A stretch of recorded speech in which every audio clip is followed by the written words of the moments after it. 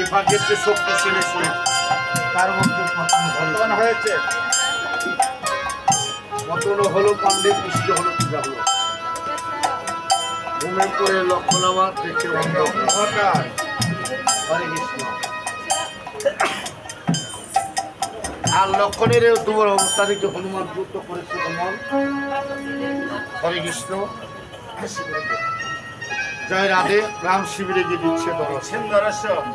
প্রণাম করে বলছে, প্রভু তুমি তো বসে রয়েছ, এদিকে লক্ষণ ঠাকুর বিপদাপন্ন হয়ে তোমার নাম নিয়ে কত ডাকলো, কত রুদন করলো, তুমি যদি একবার দেখলেও না, একটু সারাও দিলে না। যাবার গিয়ে দেখো গুণের ভাই লক্ষণ শক্তিশালী সাহিত্য হয়েছে। হরে কৃষ্ণ। ভাইয়ের দুঃসংবাদ শুনে কোনো ভাইটি বসে থাকতে পারে না। হরে কৃষ্ণ। বসে থাকতে পারে না ভাই। হরে কৃষ্ণ। ভাইয়ের দুঃসংবাদ এই জগতে জীবকে শিক্ষা দিয়ে গেছে, এরা তাতে জীবকে শিক্ষা দিয়ে গেছে ভাইদের কি দল, ভাইয়ের জন্য ভাই কি করে থাকে, ভাইয়ের জন্য ভাইয়ের কি কাজ। হরে কৃষ্ণ।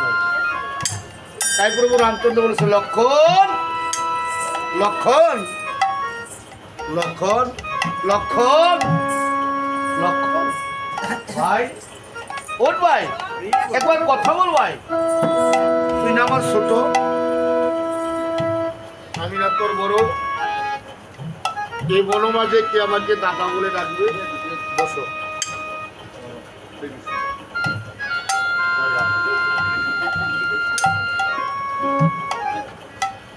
হরে কৃষ্ণ। একবার উঠ ভাই, তুই চলে গেলি, আমি দেশে গিয়ে সুমিত্রা মাকে কি বলবো, আমি মাকে কি বলবো কি? আমি আসার বেলা মা আমাকে বলেছি, আমি অনেক বৎসর বলে জগন্নাথের কাছে একটি সন্তান চেয়েছিলাম, একটি দল চেয়েছিলাম, প্রভু আমাকে একটি দল দাও, যে দল তোমার ভয় লাগে। অনেক বৎসর বলে একটা দল পেয়েছি, সেজন তোমার আজ তোমার কাছে লক্ষণ অর্পণ করে দিলাম। তবে রাম তুমি আমার লক্ষণকে দেখে রাখবে। হরে কৃষ্ণ। যাও। হনুমান দেশে গিয়ে মা সুমিত্রা মাকে বলবে,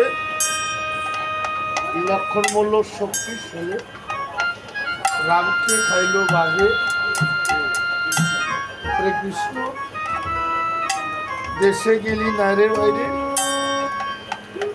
লক্ষণ দেশে গেলি না, বিদেশে মরিলি মাইরে, মাই তো জানে